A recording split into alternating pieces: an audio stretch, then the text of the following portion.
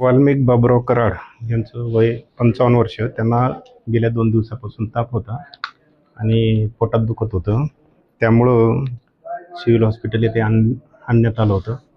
आणल्यानंतर इथं physician surgeon यांनी पूर्ण तपासणी केली आणि तपासण्यामध्ये पूर्ण रक्ताचा रिपोर्ट त्या लॅब करण्यात आली आणि CT स्कॅन, सोनोग्राफी ह्या तपासण्या करण्यात आल्या. त्या रिपोर्टमध्ये सोनोग्राफीमध्ये लघवीच्या पिशवीला सूज आहे त्यांच्या आणि त्यांना तापेमुळं थोडंसं ते एखाद्या वेळेस त्याच्यामुळं ताप आलेली असू शकते. CT स्कॅनमध्ये सुद्धा चेंजेस ऑफ सिस्टायटिस म्हणून सांगितलेलं आहे आणि त्यांच्या रक्ताच्या तपासण्यामध्ये क्रिएटिनिन वाढलेलं आहे थोडंसं.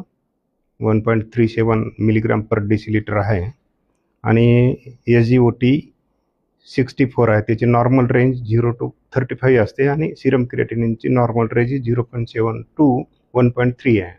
तर थोडंसं क्रिएटिनिन वाढलेलं आहे आणि सिरम SGOT म्हणून जे एक असतं लिव्हर एन्झाईम्स ते एक वाढलेले आहेत.